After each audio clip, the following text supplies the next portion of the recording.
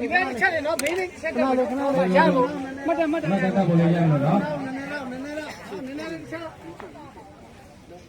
မတ်တာကိုလည်းရလို့ဘယ်သူမှပါအောင်မယ်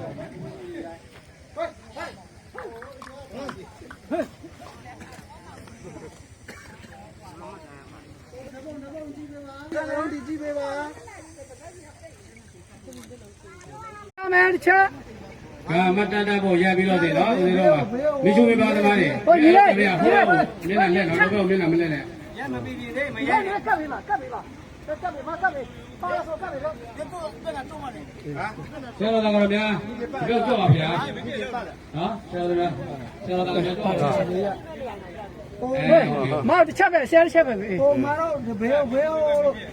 ယ်ဖေးနေပါတော့ဘယ်ကင်မရာမင်းလေကင်မရာမင်းဖင်ပါ